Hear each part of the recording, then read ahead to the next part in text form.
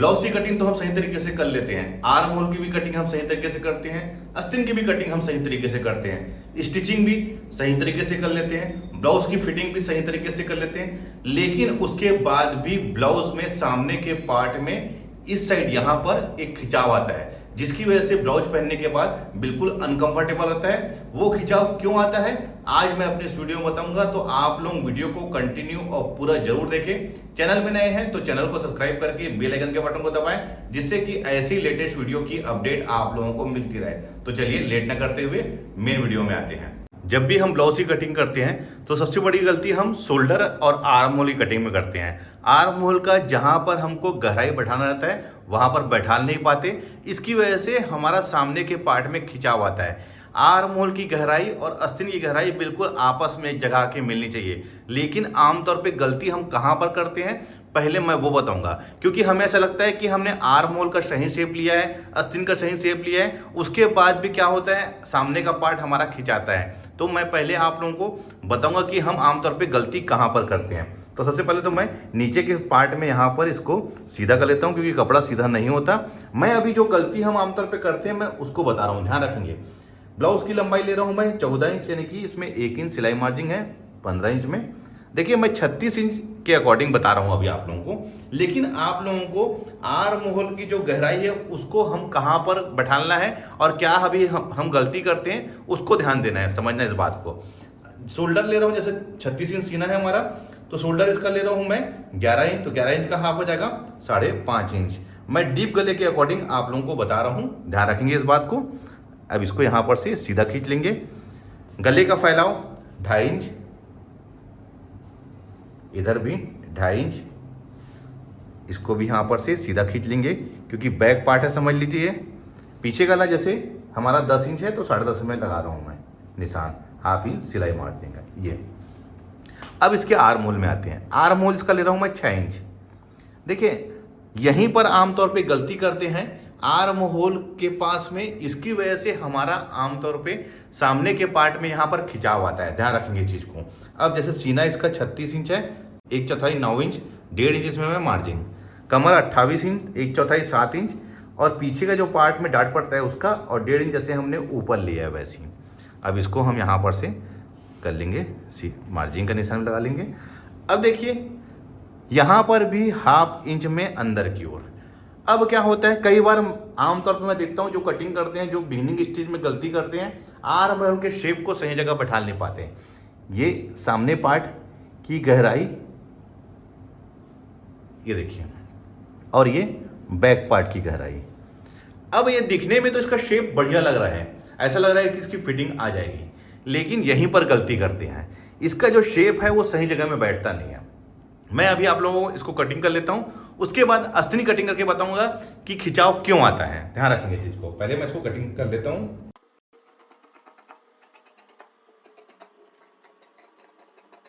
पीछे का पार्ट और सामने का पार्ट की गहराई कट गई है। देखिए देखने में तो ये बिल्कुल ऐसा लग रहा है कि हम जैसे कटिंग करते हैं उसी प्रकार से है, लेकिन इसमें गलती है। लेकिन वो गलती क्या है मैं अभी आपको बताऊंगा दूसरे वाले पार्ट में, कि इसमें हम कहाँ पर गलती कर रहे हैं। पहले तो मैं आस्तीन कटिंग करके बता रहा हूँ। जैसे आस्तीन की लंबाई हम ले लेते हैं इसमें 10 इंच, तो मैं यहाँ नीचे फोल्डिंग के लिए पहले ले लिया हूँ 10 में 1/2 इंच हम सिलाई मार्जिन ऐड कर लेंगे, यानी 10.5 इंच में, और यहाँ पर भी 10.5 इंच में। इसको भी हम यहाँ पर से सीधा खींच लेंगे। आर्म होल की गहराई 3.5 इंच जैसा हम लेते ही हैं, अब इससे भी हम सीधा खींच लेंगे। इसका आर्म होल होगा दोस्तों 6.5 इंच, 1.5 इंच मार्जिन। इसकी मोहरी हम मान लेते हैं 5.5 इंच और 1.5 इंच इसकी भी गहराई। अब इसे हम स्केल से, राउंड स्केल से खींच लेते हैं। अब देखिए 6.5 यहाँ पर है, तो 6.5 मैं यहाँ पर भी इसको मार्क कर लेता हूँ। अब यहाँ पर से इसको बॉक्स बना लेंगे एक पहले तो। अब इसके बाद 6.5 का हाफ ले लेंगे, ये हो जाएगा 3.25 इंच, यहाँ पर भी 3.25 इंच, और 3.25 इंच का फिर हाफ कर लेंगे। इसको टेप को ऐसा फोल्ड करके यहाँ पर भी। अब इसे हम 3 बॉक्स में ये ऐसा 1 2 3, ये 6.5 का हाफ 3.25 और 3.25 का हाफ ये हो गया। अब यहाँ पर से भी इसको हाफ ले लेंगे, तो 3.5 का हाफ 1.25 इंच। उसके बाद यहाँ पर से एक तिरछी लकीर, अब फ्रेंच कवो को यहाँ पर से ऐसे मिला लेंगे, इसको भी यहाँ पर ऐसा मिला लेंगे, यहाँ से 2 इंच। अब यहाँ पर से इसे यहाँ पर,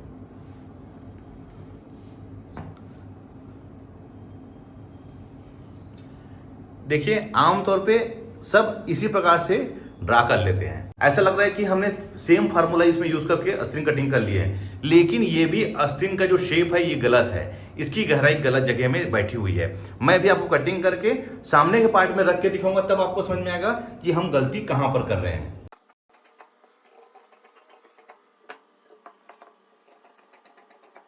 इसका भी अस्तीन का शेप ऐसा लग रहा है बढ़िया है, लेकिन यहीं पर फॉल्ट है। अब आप लोगों को दिखाता हूं मैं कि गलती आमतौर पे होती कहां पर है।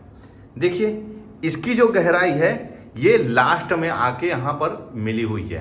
कभी भी सामने पार्ट की गहराई हमको लास्ट में लाके नहीं मिलाना है। कहाँ पर? जहाँ पर हमारा सीना बैठता है। अस्तीन में भी वैसे किए हमने कि इसकी अस्तीन की जो गहराई है यहाँ जहाँ आर्म होल में निशान लगाया वहाँ पर लाके इसकी गहराई बैठा लिया है। अब मैं आपको दिखाता हूँ कि इसकी जो गहराई है कहाँ पर बैठ रही है। तो देखिए इसकी गहराई यहाँ पर बैठ रही है और यहाँ से, तो क्या होगा, यहाँ पर से ये ब्लाउज खिंचाएगा, क्योंकि कभी भी जो अस्तीन की जो गहराई है बिल्कुल यहाँ पर आके मिलनी चाहिए। देखिए इस जगह में, तो देखिए ये फर्क आ रहा है हमारा।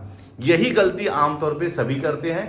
आर्म होल का जो सही शेप है, सही गहराई है, उसको सही जगह में बैठा नहीं पाते। इसकी वजह से आमतौर पे सामने के पार्ट में हमारे खिंचाव आता है और साथ ही साथ चुन्नट भी आता है, यानी कि झोल इसी कारण से ही बनता है और सामने खिंचाव भी यही आता है। सिलाई करने के बाद ये यहाँ पर सही तरीके से बैठता नहीं है। देखिए मैंने अभी आप लोगों को जो बताया है, ये जो तरीका है ये रॉन्ग तरीका है, ये गलत तरीका है। कभी भी हमको जो गहराई है यहाँ पर नहीं बैठाना है, उसके पहले लाके बैठाना है। तो चलिए मैं आप लोगों को बताता हूँ कि हमको किस प्रकार से इसकी गहराई बैठाना है, जिससे कि हमारे सामने के पार्ट में कोई भी खिंचाव ना आए। ध्यान रखेंगे। ये हमने एक अलग से कपड़ा ले लिया है, इसे नीचे यहाँ पर से पहले खींच लेते हैं। लंबाई 14 इंच के अकॉर्डिंग कटिंग करो, यानी 15 इंच में, यहाँ पर भी 15 इंच में। अब इसे हम सीधा खींच लेंगे यहाँ पर से, बिल्कुल प्रॉपर स्केल का उपयोग करिए। 5.5 इंच शोल्डर यानी 11 इंच शोल्डर है तो हाफ 5.5 होगा, और इसे हम यहाँ पर सीधा खींच लेंगे। अब गले का जो फैलाव है वो 2.5 इंच लेंगे, इधर भी 2.5 इंच, और इसे हम सीधा खींच लेंगे। क्योंकि डीप गले के अकॉर्डिंग बता रहा हूँ मैं, 10 इंच गले का डीप, तो 10.5 से मार्क करेंगे। आस्तीन का आर्म होल इसका हो जाएगा 6 इंच में। देखिए इतना तो हमने उसमें भी ड्रा किया था। अब सीना इसका 36 इंच है तो 1/4 9 इंच, 1.5 इंच इसमें मार्जिन। वैसी कमर इसका 28 इंच, 1/4 7 इंच, बैक में डार्ट का 1 इंच, और ऊपर में हमने मार्जिन 1.5 इंच का लिया है तो वैसे नीचे भी 1.5 इंच का मार्जिन लेंगे। यहाँ पर से आर्म होल के सही फिटिंग के लिए एक तिरछी लकीर। अब देखिए क्या करना है। सबसे पहले ध्यान रखने वाली बात यह है कि हमको जहाँ पर हमने सीने का निशान लगाया है, देखिए मैंने 9 इंच में यहाँ निशान लगाया, तो उसके पहले 1 इंच में आप ऐसा निशान लगा लीजिए। उसके बाद यहाँ पर से इसको मेजरमेंट कर लीजिए कितना इंच है, तो ये 2.5 इंच है। ये इधर भी आप ऐसे 2.5 इंच में मिला लीजिए। इसी के अंदर हमको यहाँ पर गहराई बैठाना है। अगर आप यहाँ पर गहराई बैठा लेंगे इसी के अंदर इतने पार्ट में, ये इतने पार्ट में, तो आपका कभी भी कोई भी प्रॉब्लम नहीं होगा। ना ही यहाँ पर कोई रिंकल्स आएगा, ना ही सामने के पार्ट में आपके खिंचाव रहेगा। देखिए कहाँ पर मैंने मिलाया है, यहाँ पर लाके मिलाया है। जबकि पहले वाले कटिंग में देखिए ये हमने यहाँ पर मिलाया था। यही गलती थी कि हम इसको सामने पार्ट की गहराई को हमने यहाँ पर लाके मिला लिया था। यहाँ पर नहीं मिलाना है, 1 इंच पहले लाके मिलाना है। तो देखिए मैंने 1 इंच पहले यहाँ पर लाके मिला लिया है। अब बैक पार्ट के लिए हमको लाके लास्ट में मिलाना है, जहाँ पर हमने 9 इंच में निशान लगाया था। तो देखिए ये 9 इंच में जहाँ निशान लगाए थे वहाँ पर मैंने इसको मिलाया है। अब मैं आपको कटिंग करके दिखाता हूँ इसको।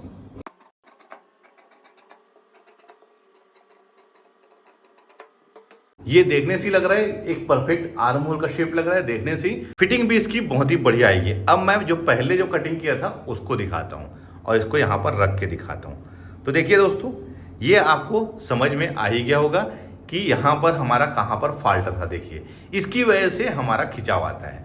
अब देखिए ये तो हमारा आधा सॉल्यूशन है सामने खिंचाव का। पूरा सॉल्यूशन के लिए हमें आस्तीन भी इसी अकॉर्डिंग कटिंग करनी पड़ेगी। मैंने बहुत सारे वीडियो बनाया है इसके ऊपर, लेकिन आप लोग फिर भी कमेंट से ही आता है कि सामने के पार्ट में या तो झोल आ रहा है या फिर हमारा खिंचाव आ रहा है। इसकी वजह से मुझे फिर से वीडियो बनाना पड़ रहा है। अब देखिए आस्तीन की कटिंग कर रहा हूँ मैं। आस्तीन की लंबाई 10 इंच है तो हाफ इंच इसमें ऐड करके 10.5 में निशान लाऊंगा। 3.5 इंच में गहराई आर्म होल की, इसे भी हम यहाँ सीधा खींच लेंगे ये ऐसे। अब देखिए 6.5 इसका आर्म होल, 1.5 इंच मैं इसमें मार्जिन, 5.5 मोरी और 1.5 इंच इसमें। देखिए मैं आपको आर्म होल और आस्तीन की कटिंग में क्या हम गलती करते हैं वो बता रहा हूँ, बाकी आप मोहरी और आर्म होल में ध्यान नहीं देंगे।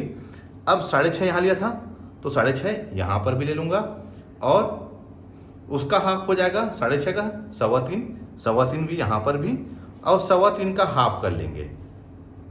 ये एक परफेक्ट तरीका होता है आस्तीन की कटिंग करने का। इसे हम 3 बॉक्स में कन्वर्ट कर लेंगे ये। अब ये 3.5 का हाफ 1.25, यहाँ पर भी 1.25 में निशान लगा के इसके 2 भाग में बांट देंगे, यहाँ पर से तिरछी लकीर। अब देखिए इसको मैं आस्तीन की कटिंग किस प्रकार से कर रहा हूँ। जैसे मैंने पहले आस्तीन की कटिंग किया था तो ध्यान रखेंगे इस बात को कि मैंने लास्ट में लाके यहाँ पर इसको मिलाया था, कहाँ पर, इसकी सामने पार्ट की गहराई को। लेकिन हमको यहाँ पर लास्ट में नहीं मिलाना है। जैसे मैंने 1 इंच में यहाँ पर इसके सामने पार्ट की गहराई मिलाया था वैसे ही हमको आस्तीन में करना है। बिल्कुल आस्तीन और आर्म होल को हमको एक बराबर गहराई कटिंग करना है। अब देखिए स्केल को हम यहाँ पर रख लेंगे और बिल्कुल ये इस प्रकार से शेप लेके जहाँ पर हमने 1 इंच में निशान लगाया है वहीं पर लाके इसको मिला लेंगे। देखिए यहाँ पर लाके मिलाया हूँ मैंने। अब यहाँ पर से टेप रख के 2 इंच में, अब यहाँ से यहाँ पर, और इसे लास्ट में लाके मिलाना है जहाँ पर हमने 6.5 इंच में मार्क किया है। अब देखिए इसका शेप देखिए कितना अच्छा आया हुआ है। आपको इसी प्रकार से ड्रा करना है। चलिए कटिंग करके इसको मैं दिखाता हूँ आप लोगों को।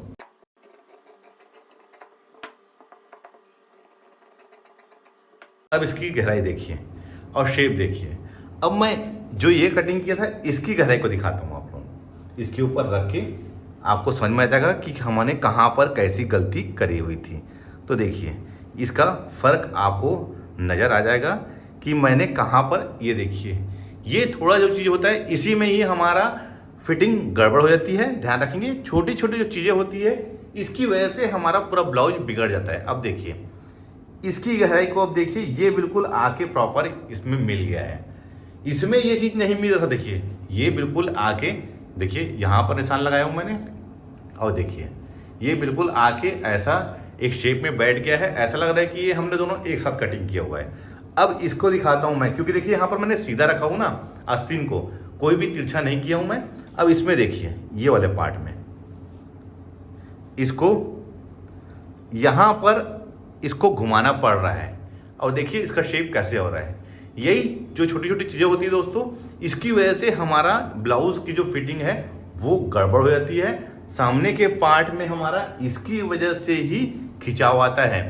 बहुत सारी प्रॉब्लम होती है अगर आप आस्तीन का और आर्म होल का सही एक दूसरे के बिल्कुल इक्वल नहीं कटिंग करेंगे तो हमारे सामने पार्ट की फिटिंग सही नहीं आएगी, झोल भी बनेगा, साथ ही साथ खिंचाव भी रहेगा। इस तरीके से आप कटिंग करेंगे तो कोई भी प्रॉब्लम नहीं होगी। तो देखिए दोस्तों, उम्मीद करता हूँ यह वीडियो देखकर आप जान ही गए होंगे कि सामने के पार्ट में हमारा खिंचाव क्यों आता है, उसका सॉल्यूशन हमारा क्या है। वीडियो अच्छा लगा है तो लाइक का बटन दबाइए, शेयर करें। मिलते हैं अपने किसी ऐसी जानकारी भरे वीडियो में। जब तक के लिए take care, thank you for watching, जय हिंद।